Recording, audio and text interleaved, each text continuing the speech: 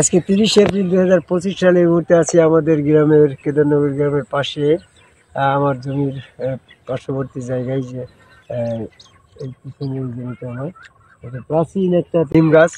এখানে ঐতিহ্যবাহী একটা আমাদের ছোটোবেলা থেকে এই ঢিপটা দেখছি, এটা ভালোই লাগে। তো এক পর্যায়ে গিয়ে আমি একটা কথা বলতে চাচ্ছি, বর্তমান আমাদের কিছু দর্শক শ্রোতা আছে, সাধারণ মানুষ, যারা বলছে যে এনারা যে জয়গুরু বলে, জয়গুরু বলার বিষয়টা কোরআন ভিত্তিক কতখানি সঠিক। আসলে আমি কোরআন ভিত্তিক গবেষণা করে দেখলাম, জয় শব্দটা একটা প্রশংসামূলক শব্দ। সূরা আল ফাত যেটা, এই সূরার নামই জয়। এই জয় দিয়ে একটা প্রশংসা, এটা একটা আল্লাহ পাকের পবিত্রতা, মহিমা বর্ণনা, এই জাতীয় একটা গুণকীর্তন যেটা বলা হয়েছে সাব্বিহু, আল্লাহ পাকের প্রশংসামূলক কীর্তন যেটা, সেটাকে বলা হয় জয়। তো সেই ক্ষেত্রে আমি দেখলাম যে জয় কথাটা কোরআনের একটা আয়াতের ভাষা, যেটা সূরা আল ফাতে 48 নম্বর সূরা আল ফাত, মানে জয়। আল্লাহ রাব্বুল আলামিন নবী মুহাম্মদ সাল্লাল্লাহু আলাইহি ওয়াসাল্লামের প্রতি জয় কামনা করছি। ইন্না ফাতাহনা লাকা ফাতহাম মুবিন, যে তুমি তোমার নিশ্চয়ই তোমার জয় হবে, মহা বিজয় হবে। তাহলে জয় দিয়ে একটা প্রশংসামূলক একটা গীত, গুণকীর্তন, প্রশংসার একটা সম্ভাবনা এমনটাই প্রমাণ হয়। তো সেই ক্ষেত্রে অনেকে আমাকে বলে যে তাহলে জয় বলতে যদি প্রশংসা হয় তাহলে আলহামদুলিল্লাহ বলো। আলহামদুলিল্লাহ মানে তো আল্লাহ পাকের প্রশংসা। তো আলহামদুলিল্লাহ বললে বলা যাচ্ছে, কিন্তু আমার তো রসুল বাদ পড়ছে। রসুলকে বাদ দিয়ে যদি আল্লাহ আল্লাহ করি, ওই আল্লাহ আল্লাহ বলার তো শয়তানের স্বভাব। শয়তানকে আলহামদুলিল্লাহ বলে না, বলে। তাহলে রসুলকে বাদ দেওয়া যাচ্ছে না। আবার অনেকে বলে রসুলকে বাদ দেওয়ার দরকারটা কি? তুমি আলহামদুলিল্লাহ বলো, রসুলেরও প্রশংসা করো, দুইটা করো। দুইটার একসাথে প্রশংসা করার যে বিষয়, সেখানে আবার সূরা জিনের 18 নম্বর আয়াতের পরিপন্থী হয়ে যায় যে আল্লাহর সাথে কাউকে ডাকা যাবে না। তাহলে আল্লাহর সাথে কাউকে ডাকা যাবে না, আবার আল্লাহকে সরাসরি আল্লাহ আল্লাহ করাও যাচ্ছে না, কারণ শয়তান তো সরাসরি আল্লাহ আল্লাহ অভ্যস্ত। এখন আল্লাহর সাথে রসুলকে যদি বাদ দিই, তাহলে তো আমি শয়তানের অনুসারী হয়ে যাই। তাহলে রসুলের প্রশংসা না করলে শয়তানের অনুসারী, কারণ শয়তান তো আলহামদুলিল্লাহ বলে।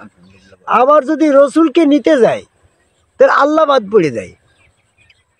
আল্লাহ বাদে কাউকে ডেকে সূরা ইউনূসের 106 নম্বর আয়াত। তাহলে আমরা একটা সমস্যা পড়ে গেলাম না মাসুম? যদি রসুল বাদ দিই তাহলে হয়ে যাচ্ছে শয়তান। আবার যদি আল্লাহ বাদ দিই, তাহলে সূরা ইউনূসের 106 নম্বর আয়াতে বলছে আল্লাহ বাদে কাউকে ডাকা যাবে না। আবার যদি আল্লাহর সাথে রসুলকে নিই, সূরা জিনের 18 নম্বর আয়াত, এখানে বলছে আল্লাহর সাথে কাউকে ডেকো না। তাহলে আমাকে কি করতে হবে? আল্লাহ রাব্বুল আলামিন দ্বীনি ব্যবস্থাপনার ক্ষেত্রে এমন একটি ফর্মুলা দিয়েছে, সেই ফর্মুলার ক্ষেত্রে আল্লাহকে বাইপাস করে আল্লাহকে যদি ভালোবাসতে হয়, তাহলে রসুলের সূরা ইমরানের 31 নম্বরে আল্লাহকে যদি আনুগত্য করতে চাই, তাহলে সেই ক্ষেত্রেও রসুল সূরা ইমরানের 80 নম্বর আয়াত। আল্লাহর কাছে যদি আমি বায়াত হতে চাই, তাও সেইখানে রসুল। আল্লাহর কাছে যদি আমি সেজদা করতে চাই, তাও সেখানে রসুল। এরকমভাবে সূরা আল ফাতের 10 নম্বর আয়াতে বলছে যে যখন তুমি রসুলের কাছে বায়াত গ্রহণ করবে, তখন তো তুমি আল্লাহর কাছে বায়াত গ্রহণ করবে। ফেরেশতাদেরকে যখন বলা হলো ওয়াসজুদু আদমকে সেজদা করো, তখন প্রশ্ন উত্থাপন হয়েছিল যে আল্লাহ ছাড়া সেজদা হারাম। আমরা আদমকে করলে ওটা তো আদম কে পেয়ে যাচ্ছে, এবং সেটা আল্লাহ ছাড়া সেজদা হারাম হয়ে যাচ্ছে। তো বলছে না, সেজদার ঠিকানা তো আদম, ওয়াসজুদু আদমকে সেজদা করলে ওই সেজদা আল্লাহ পাচ্ছে। তাহলে সেজদার ক্ষেত্রেও রসুল, আল্লাহকে মহব্বত করতে গেলেও রসুল, আল্লাহকে আনুগত্য করতে গেলেও রসুল, আল্লাহর কাছে বায়াত হতে গেলেও রসুল, আল্লাহর হাত বিশ্বাস করতে গেলেও রসুলের হাত, আল্লাহর হাত। এখন তাহলে রসুল যদি আমি আল্লাহকে প্রশংসা করতে যাই, তাহলে সেক্ষেত্রেও তো আমার রসুলের প্রশংসা করলেই তো আল্লাহর প্রশংসা হয়ে যায়। মাসুম, জয় গুরু। এই ব্যাপারে আয়াতে কি বলছে? আমি এখানে কোরআন গবেষণা করে দেখলাম, সূরা আহজাবের 45 নম্বর আয়াতে বলছে, ইয়া আইয়ুহান নবী, হে নবী, ইন্না আরসালনাকা আমি তোমাকে প্রেরণ করেছি শাহিদান মুবাশশিরান ওয়া নাযিরান, তোমাকে আমি সুসংবাদদাতা হিসাবে এবং সাক্ষী হিসাবে প্রেরণ করেছি। সাক্ষী হিসাবে, সতর্ককারী হিসাবে, সুসংবাদদাতা হিসাবে তোমাকে প্রেরণ করেছি। নবীকে বলছে আল্লাহ, নবী তো রসুলই। তাহলে সূরা আল ফাতির 9 নম্বর আয়াতে বলছে ইন্না আরসালনাকা শাহিদান মুবাশশিরান ওয়া নাযিরান, যে তোমাকে আমি আল্লাহ পাকের পক্ষ থেকে সাক্ষী হিসাবে প্রেরণ করেছি, সতর্ককারী হিসাবে প্রেরণ করেছি, সুসংবাদদাতা হিসাবে প্রেরণ করছি। তো আমি এখানে দেখলাম সাক্ষী বলতে কোনটা বোঝানো হচ্ছে, কার সাক্ষী, কে বিষয়ে সাক্ষী? দিস ইজ দ্য আল্লাহ, ওইটাই আল্লাহ। তাহলে আল্লাহ পাকের বিষয়ে তো সাক্ষী। তো সেখানে রসুলের হাত, আল্লাহর হাত, রসুল সুরতে আল্লাহ বিষয় সাক্ষ্য দিচ্ছে স্বয়ং রসুল। জয় গুরু। রসুল স্রোতের ভিতরে স্বয়ং আল্লাহ জ্ঞানে তোমাকে বিশ্বাসী সেজদা ভক্তি দিতে হবে, ওখানেই জয় দিতে হবে, ওখানেই প্রশংসা করতে হবে, ওইটি তোমার আল্লাহ। এই ব্যাপারে মোহাম্মদ সাল্লাল্লাহু আলাইহি ওয়াসাল্লামকে সাক্ষী রাখা হয়েছে গো। জয় গুরু। এই জন্য সূরা আল ফাতির 9 নম্বর আয়াতে বলল যে আমি তোমাকে প্রেরণ করছি সাক্ষী হিসাবে, সুসংবাদদাতা হিসাবে, সতর্ককারী হিসাবে, লিতুমিনু বিল্লাহি ওয়া রাসূলি, যাতে তোমরা আল্লাহ ও রসুলকে একাকার করে বিশ্বাস করতে পারো। ওয়া তুআক্কিরুহু ওয়া তুআজ্জিরুহু ওয়া বুকরাতা ওয়া তুসাব্বিহু বুকরাতান ওয়াসিলা। এখানে যাতে তুমি আল্লাহ ও রসুলকে বিশ্বাস করো এমনভাবে যেমনভাবে আল্লাহ রসুলকে একাকার করে সেখানে সম্মান করা যায়, সেখানে এরকমভাবে প্রশংসা করা যায়।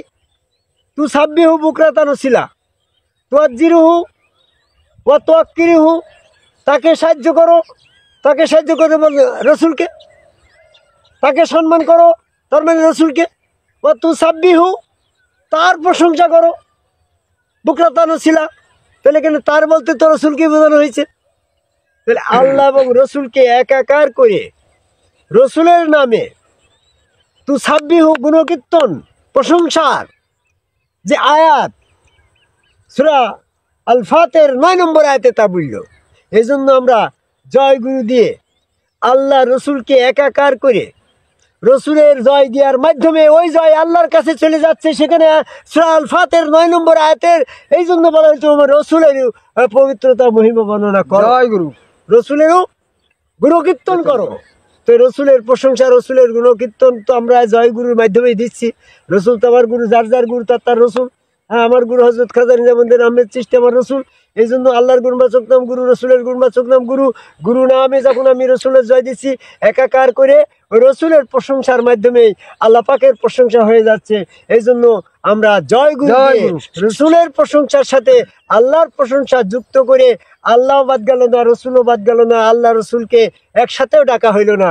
এই জন্য আমার সূরা জিনের 18 নম্বর আয়াতের পরিপন্থী হইল না, সূরা ইউনূসের 106 নম্বর আয়াতের পরিপন্থী হইল না। দুইটা আয়াতকে একত্রিত করে সূরা আল ফাতির 9 নম্বর আয়াত অনুসারে রসুলের নামে জয় দিয়ে, গুরুর নামে জয় দিয়ে, যেহেতু আমি শুধু রসুলের নামে জয় দিলে পারে আল্লাহ বাদ পড়ে যায়। আমি যখন রসুলের নামের থেকে গুরু নাম নিলাম, আর গুরু আল্লাহর নাম গুরু, রসুলের নাম গুরু। সূরা রহমানের 4 নম্বর আয়াতে বলছে আল্লাহর গুণবাচক নাম গুরু, এবং সূরা বাকারা 151 নম্বর আয়াতে বলছে রসুলের গুণবাচক নাম গুরু। আমার যখন রসুলের প্রশংসা গুণকীর্তন করার সাব্বিহু, রসুলের নামে এত সাব্বিহু করার আয়াত আসছে, রসুলের নামে সাব্বিহু করার আয়াত আসছে সূরা আল ফাতির 9 নম্বর আয়াত। কাজেই আমি রসুলের নামে সাব্বিহু করা, রসুল আমার গুরু, যেহেতু আমার রসুল আমার গুরু, তাহলে আমি গুরু নামে সাব্বিহু, গুরু নামের জয় দিয়ে আমি আল্লাহ রসুলের একাকার করে, হ্যাঁ, এই আল্লাহর সাব্বিহু এবং রসুলের সাব্বিহু একাকার করার জন্য আমরা জয় গুরু বলে আল্লাহ রসুলকে, হ্যাঁ, আল্লাহ রসুলকে একসাথে নিয়ে আমরা এই জয় গুরু দিয়ে সূরা আল ফাতির 9 নম্বর আয়াতের দলিল অনুসারে রসুলের নামেও সাব্বিহু করা যাচ্ছে।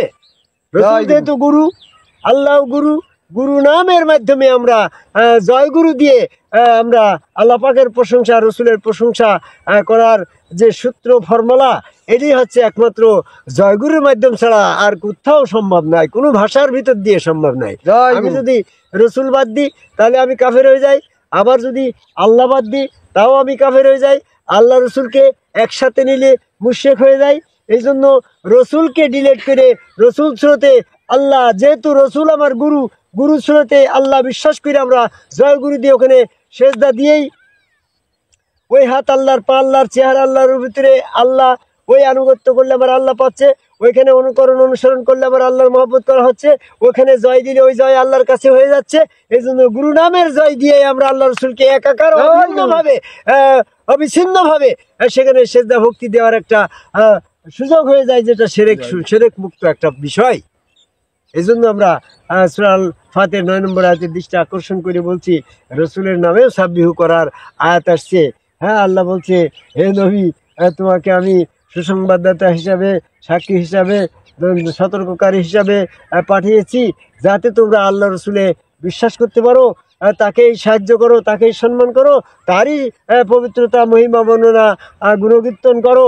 এই সূরা আল ফাতিহার 9 নম্বর আয়াত দিয়ে আমরা জয়গুরু দিয়ে সেই রসুল রূপেই আমরা আল্লাহর গুণকীর্তন করছি। জয়গুরু।